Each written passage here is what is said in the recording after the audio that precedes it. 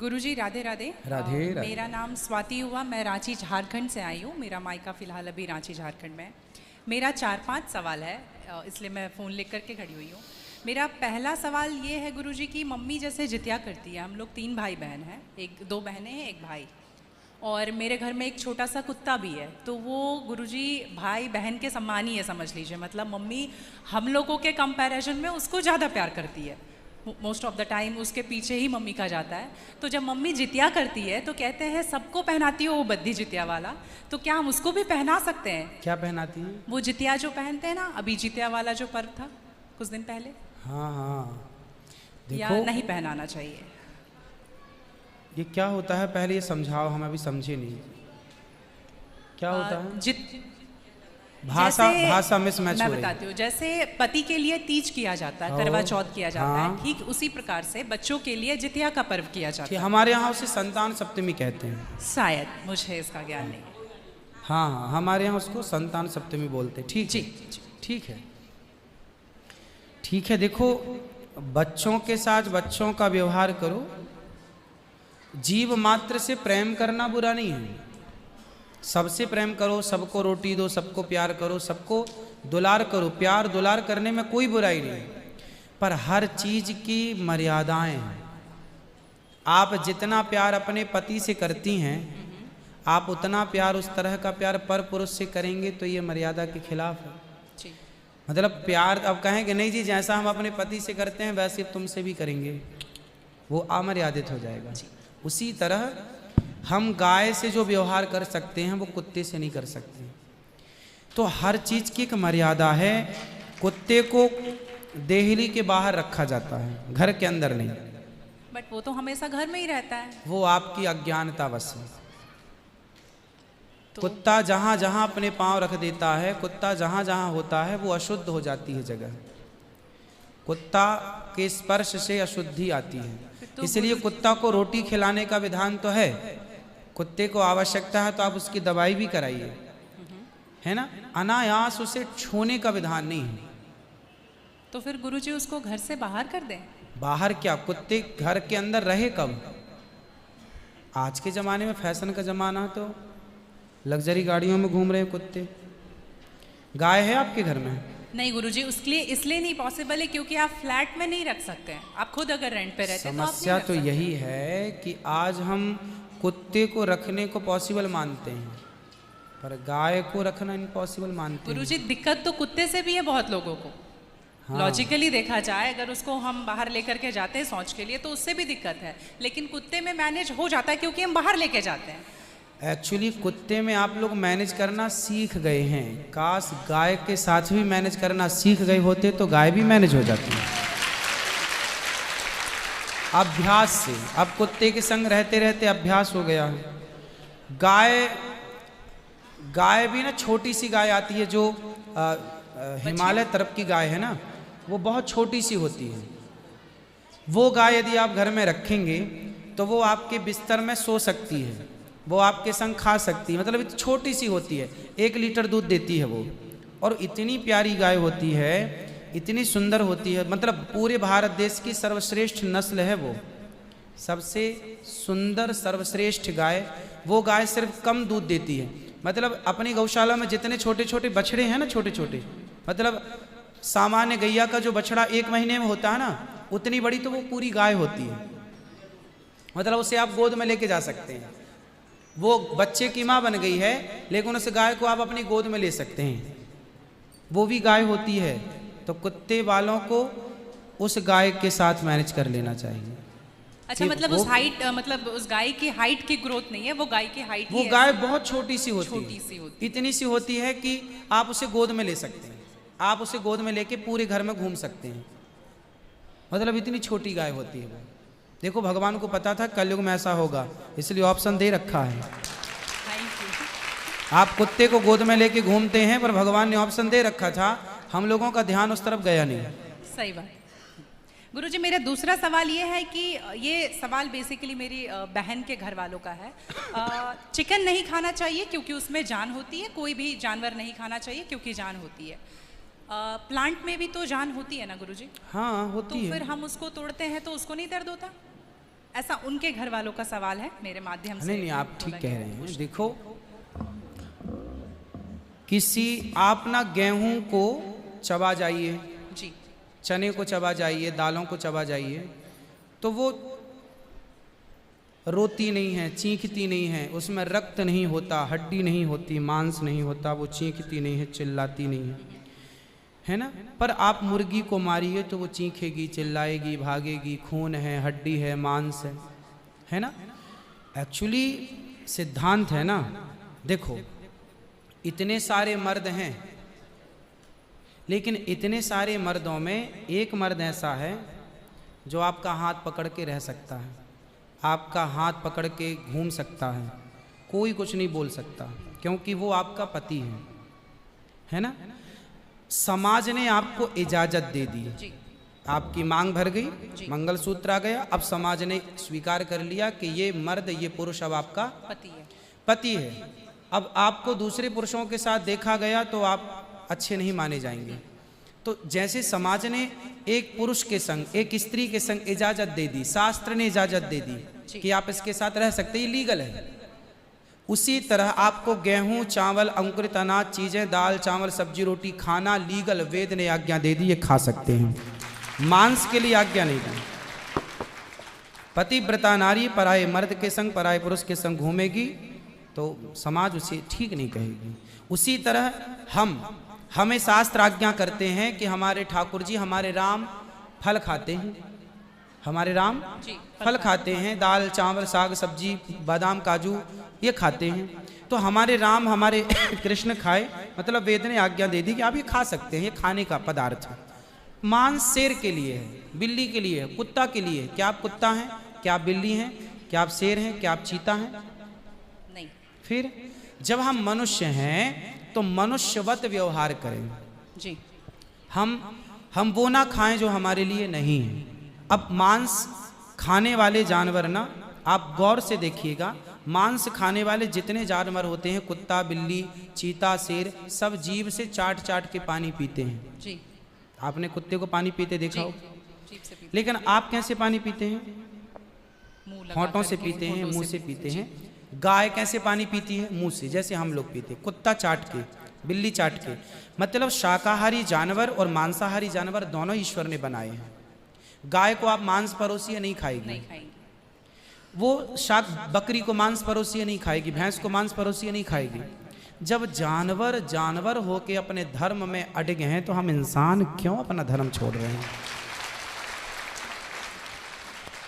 अब जो मांसाहारी जानवर होते हैं उनको आप ध्यान से देखना, उनके पाँव में नाखून होते हैं, जबकि शाकाहारी जानवर के खुर पाए जाते हैं। जैसे गाय का खुर होता है, बकरी का खुर होता है, भैंस का खुर होता है, जबकि चीता का, शेर का, कुत्ते का, बिल्ली का। अब आप देखिए कि आपके ईश्वर ने पैर बनाए हैं ना तरीके से, आप मुंह से पानी पी, मतलब आपके लक्षण शाकाहार से मैच कर रहे हैं, है ना। बिल्ली के, कुत्ते के यहाँ कैनाइन दांत बड़े बड़े होते हैं मांस फाड़ने के लिए, आपके नहीं है। मतलब आप ईश्वर की तरफ से शाकाहार। और अब मैं नहीं कहता, आप मेडिकल साइंस का अध्ययन करके देखिएगा, साइंटिस्ट लोग अब सिद्ध, अभी मैं इंग्लैंड गया था, वहाँ मुझे बताया कि जो अंग्रेज लोग, इनके बाप दादी जो मांस खाते चले आए हैं, अब कुछ अंग्रेज लोग इतने जागरूक हो गए हैं कि अब वो मांस नहीं खाते। वो कहते हैं कि अब इसको खाने से बीमारियां बढ़ रही हैं, लोग परेशान हो रहे हैं। पहले के लोग जंगल में कंदमूल फल खाते थे, ये अब खाने लग गए हैं, सुअर खा रहे हैं, कुत्ता खा रहे हैं। अब बहुत सारे लोग शाकाहार की तरह जो जागरूक हैं बढ़ रहे हैं। तो आप और हम तो पहले से जागरूक हैं, तो हम क्यों अपने आप को मांसाहार की तरफ ले जाएं? क्यों किसी की हड्डी चबाएं? बताइए, हमारे यहाँ मुर्दे को छूने से लोग नहाते हैं, कितनी दुर्गंध है। अब देखो, आप गेहूं, आप पालक काटो, गोभी काटो, है ना, मूली काटो, गाजर काटो, दाल पकाओ, कोई दुर्गंध आती है आपकी रसोई में? नहीं। लेकिन आप मुर्गी पकाओ, मुर्गी काटो, बिल्कुल वो बदबू से भर जाएगा। मतलब आपकी नाक भी आपको गवाह देने लग जाएगी, भाई बस कर, है ना। तो शरीर एक्सेप्ट नहीं करता, आप जबरदस्ती खिला रहे। गुरुजी, मेरा तीसरा प्रश्न ये है कि जैसे हम लोग एकादशी करते हैं और किसी दिन अगर हम बाहर रहते हैं और उस दिन एकादशी है, फॉर एग्जांपल हम आउट ऑफ स्टेशन है और उस दिन ख्याल नहीं कि एकादशी है, तो अगर हम बाहर चावल खा लेते हैं या लहसुन प्याज खा लेते हैं तो क्या वो ब्रेक हो जाता है पर्टिकुलर एकादशी उस दिन का, या पूरा कंटिन्यूड रहता है जो 108 हम कर रहे हैं? कंटिन्यू कैसे रहेगा? वो पर्टिकुलर वाला कैंसिल होता है ना जिस दिन हम खा लिए बाहर। हाँ, आपने जो खा लिया वो एकादशी भंग हो गई जी, और पीछे से जो हम कंटिन्यू जो करते आए हैं वो तो जो किया वो मिलेगा, जो आगे करेंगे वो मिलेगा। पर हमें इस बात का ध्यान रखना चाहिए। यदि आपने एक बार खा लिया, एकादशी के दिन कोई ने धोखे से कुछ खा लिया, चावल खा लिया, रोटी खा ली, बिस्किट खा लिया, तो भगवान से क्षमा मांगनी चाहिए, प्रभु अज्ञानवश हुआ, हमें क्षमा कीजिए। और फिर उतने को ही फलाहार मान लेना चाहिए, फिर कुछ नहीं खाना चाहिए। जैसे आज आपने धोखे से चावल खाया, आपने खाया ही एक कौर, तभी याद आया आज तो एकादशी।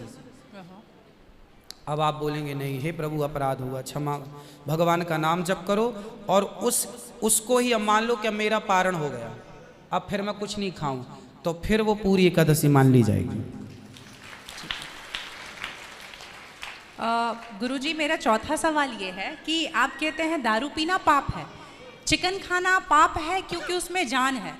दारू में ऐसी कौन सी चीज मिली होती है कि उसको पीने से पाप हो जाता? अगर आप पी के कुछ गलत कर रहे हैं तो फिर गलत है लॉजिकली, तो फिर पाप क्यों? और अगर दारू में नशा चुकी होता है, अगर वो पाप है, तो फिर तो पुड़िया खाना, सिगरेट पीना, सारी चीजें पाप में आ जाएंगी। पाप अलग विषय है, अभी मैं समझा देता हूँ आपको। जब हमारा देश गुलाम था जी, तो एक अंग्रेज ने एक पंडित जी की कनपटी पे बंदूक रखी और अंग्रेज ने कहा, ये पंडित जी यहाँ आओ, तुम बड़े पुजारी हो? हाँ पुजारी हूँ। हिंदू हो? हाँ। आज मैं तुम्हें गोली मारूंगा। पंडित जी बोले, क्यों मारोगे? बोले, आज 4 चीज़ें तुम्हारे सामने हैं। अंग्रेज ने 4 चीज़ें पंडित जी के सामने रखी। पहले, पराई स्त्री लाके रख दी, तुझे आज इसके संग रहना है। दूसरा, मांस रख दिया, आज तुझे मांस खाना है।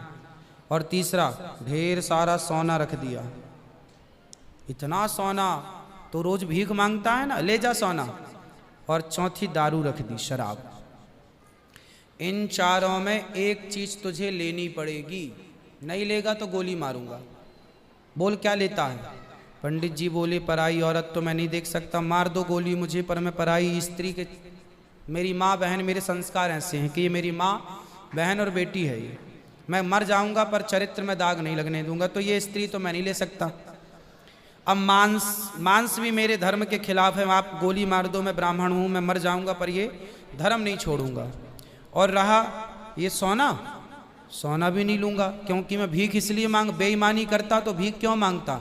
मैं ईमानदारी से भीख मांग के खा सकता हूँ, बेईमानी का करोड़ों नहीं ले सकता, इसलिए सोना भी नहीं लूंगा। हाँ, पंडित जी को लगा ये तो पानी है, दारू शराब, उनको दारू पानी लगा, ये तो पानी है। पंडित जी को बेचारों को पता नहीं था कि दारू का क्या मजा है। अब उनको लगा ये पानी है, पिएंगे निकल जाएगी। पानी समझ के पंडित जी ने बोला कि चलो गोली कनपटी में बंदूक रखा है, चलो पी लेते हैं, अभी निकल जाएगी शाम तक।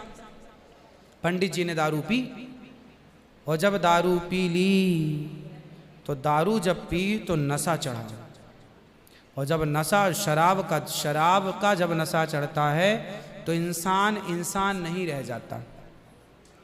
जैसे स्त्रियों को जिसको ऑपरेशन होता है ना, तो रीढ़ की हड्डी में डॉक्टर एक इंजेक्शन लगाते हैं स्पाइनल में, जिससे शून्य हो जाती है।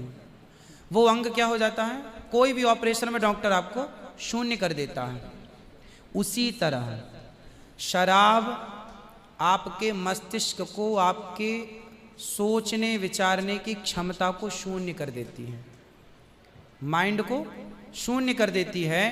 आप ये निर्णय नहीं ले पाते कि क्या सही है और क्या गलत है। अब पंडित जी जब नशे में झूमने लगे तो वो उस स्त्री को छेड़ने लग गए, ए यहाँ जा, नशे में। तो यही तो प्रश्न था मेरा गुरुजी कि वो नशे में ऐसा कर रहे हैं तो गलत है। अगर जो बोलते हैं हम जेंटलमैन पैक पीते हैं, हम 2 पैक पीते हैं या 3 पीते हैं। अच्छा ये बताओ, नशे में करने लगे तो गए, वो नशा आया कहाँ से? शराब जहां पीने से आया वही तो गलत है। नहीं तो गुरुजी, सारे फसाद की जड़ तो वही है। गुरुजी जब ज्यादा पी ले रहे हैं तो ऐसा हो रहा है, जो कम पी रहे हैं और ये कह रहे हैं कि कम पीने से ऐसा नहीं होता, आप ज्यादा कुछ भी हमारे यहाँ करोगे तो 5 महापाप गिनाए हैं शास्त्रों ने। जी 5 महापाप, उनमें से एक शराब है। शराब है, हाँ। शराब को महापाप इसलिए कहा गया है, ये बुद्धि भ्रष्ट, शराब पीने वाली की बुद्धि सात्विक नहीं हो सकती। आप शराब पीजिए, आप शराब पीने वाला व्यक्ति आध्यात्मिक नहीं हो सकता। जो ईश्वर से कनेक्टिविटी है, जो हम आध्यात्म जगत की बात करते हैं, देखो आप शराब पीने के शराब लोग क्यों पीते हैं? शराब कौन पीता है? समाज में 2 किस्म के लोग होते हैं। एक वो होते हैं, जैसे मैं सात्विक हूँ, आप सात्विक हैं, आप चाहते हैं कि मैं भजन करूं भगवान का, ज़्यादा हाय हाय नहीं, शांत खुश भगवान के चिंतन में। एक तो इस प्रकार का आदमी है भगवत चिंतन में, वो ज़्यादा खाता भी नहीं। एक आदमी कैसा है जो विषय भोगी है। शराब शरीर को गर्म करती है, शराब शरीर को गर्मी पहुंचाती है। और जो व्यक्ति भोगी होता है, जिसे भोगों को भोगना है, वो लोग शराब का उपयोग करते हैं अपने भोगों की क्षमता को बढ़ाने के लिए।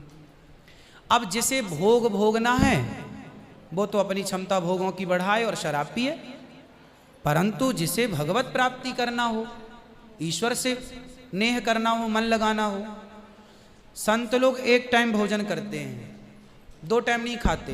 बोले शरीर को केवल जिंदा रखना है, ज्यादा खिलाएंगे तो शरीर फिर हानिकारक है, मन भटकेगा। इसलिए यदि आपके अंदर ईश्वर की प्राप्ति की साधना है तो आपका आहार विहार शुद्ध अपने आप हो जाएगा। और मन में यदि कामना है तो फिर लोग तो चरस भी पीते हैं, अफीम भी लेते हैं। ये सब चरस अफीम क्या करती हैं? शरीर को उत्तेजित करती हैं। ये सब शरीर को उत्तेजित करने वाले पदार्थ हैं। तो बाकी जितने भी नशा वाली चीज हैं, हाँ। गुटखा, खैनी, दारू जो भी हैं, ये सारे फिर उतने ही इक्विवेलेंटली सब नुकसानदायक है। खैनी से कैंसर होता है, सिगरेट से लंग्स खराब होते हैं। गुल से क्या होता है गुरुजी? किससे? गुल जो करते हैं, गुल क्या होता वो है? पाउडर एक होता है ना? नहीं वो मैं जानता नहीं। चरस अफीम क्या कहते हैं? क्या है? बट ड्रग्स नहीं नहीं, वो ड्रग्स नहीं होता, डब्बे में आता है गुल। नहीं, वो गांव के लोग को मैंने देखा करते हुए। हाँ, तंबाकू चूना नहीं, वो मैं उसके बारे में पहली बार सुन रहा हूँ, अब रिसर्च करना पड़ेगा वो चीज क्या है। मतलब कुछ भी नशीला पदार्थ देखो गलत है, सब गलत है, सब गलत। शराब कौन सी सही है? सिगरेट कोई पिए तो कौन सा समझदार है? आप खैनी खाएं, गुटखा खाएं, अब कौन सही? इसे कौन कहे? मूर्ख ही सही कहेगा, खाने वाला ही सही कह सकता है। तो मतलब सब इक्वली उतना ही पाप है। पाप पुण्य अलग विषय हो गया। नहीं गुरुजी, आप कहते हैं कि शराब को पाप माना गया है, ये सारी चीज पाप के अंतर्गत है। अब सेहत खराब हो ही जाएगी। शराब के नशे को पाप माना गया है, बाकी चीजें गलत हैं। ठीक है। महापाप में शराब को लिया गया है, बाकी चीजों को गलत। सही कैसे हो सकती है? खैनी और सिगरेट और बाकी चीजें। महापाप में शराब को गिना। देखो, एक होता है महापाप, एक होता है पाप जी। महापाप 5 प्रकार के हैं, पाप अनेक प्रकार के हैं। तो पाप है, गलत है, ये सब चीजें गलत हैं। शराब महापाप है। आगे ठीक है गुरुजी, मेरा लास्ट प्रश्न आपके माध्यम से ये बुलवाना है। बहुत सारे लोग खच्चर पर जाते हैं केदारनाथ, और वैष्णो देवी भी जाते हैं खच्चर पे। अगर आप देख रहे हैं तो अभी रिसेंट का वीडियोस देखे होंगे, तो उनको चरस पिला करके लेकर के लोग जा रहे हैं। किसको? खच्चर को जी। एक नाक बंद करके एक नाक से पिला रहे हैं, और आपको यहाँ पे बहुत सारे लोग एडमायर करते हैं, इवन 11 मिलियन लोग एडमायर करते हैं। अगर आप ये बोल देंगे कि आप धाम जाते हो तो जाओ, लेकिन पैदल जाओ, इनका प्रयोग मत करो, तो मेरे लिए बहुत अच्छा होगा, क्योंकि हम बहुत ज़्यादा ही एनिमल लवर हैं। तो ये देख करके लगा था मुझे कि कभी आऊंगी यहाँ तो आपके माध्यम से। इसलिए पहले के लोग जब तीर्थ यात्रा पर वहाँ केदारनाथ बद्रीनाथ जाते थे तो इस उद्देश्य से जाते थे कि अब वापस नहीं आना। पहले के लोग जाते थे इस उद्देश्य से कि अब वापस नहीं आना, वहीं भगवत धाम में चले जाएंगे। आजकल इसलिए आज के ज़माने में तीर्थ इत्यादि जवानी में ही कर लो। माँ बाप को समय है, पाँव हाथ चल रहे हैं तो करा दो। भजन करो मस्त जवानी में, बुढ़ापा किसने देखा। तो समय से सब कर लो, बुढ़ापे में फिर तो खच्चर ही बचेगा। तो बुढ़ापे जो देखो बूढ़े लोग हैं जो नहीं चल पा रहे हैं, पर आस्था है दर्शन की, तो वो अपने हिसाब से जाते हैं। नहीं तो गुरुजी हेलीकॉप्टर भी तो है ना। हाँ हेलीकॉप्टर का बजट सबका नहीं होता। हेलीकॉप्टर से सब नहीं जा सकते ना, उसकी टिकट ही महंगी है, 25-50 हज़ार रुपये लगता है, लाख रुपए भी लगता होगा, भगवान जाने, मुझे नहीं पता कितना लगता है। अब सामान्य आदमी कहाँ वो 50 हज़ार की टिकट कटाएगा, वो तो 1000-2000 दे के जाना चाहेगा। तो सबके अपने अपने बजट हैं, पर ये कोशिश करो कि हम अपने पाँव पर चलें, हम किसी पर बोझ ना बने। ये सही है कि हम किसी जीव को परेशान ना करें। यदि वो गधा वधा जो भी है खच्चर, वो यदि स्वस्थ है, क्योंकि हमारे यहाँ राजाओं के ज़माने में घोड़ों पर ही सवारियाँ होती थी, रथ घोड़ों के द्वारा ही चलाए जाते थे, तो उन घोड़ों का ध्यान भी रखा जाता था।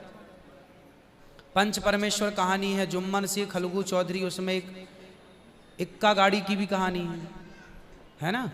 तो उसमें बैल के द्वारा इक्का गाड़ी चलाई गई, उसका जिक्र है। तो हमारे यहाँ पहले ना, जैसे किसान खेत में जुताई करते थे, जुताई तो बैलों से होती थी। तो बैलों को ना दिन भर जुताई में रखते थे और रात भर उनको चराते थे।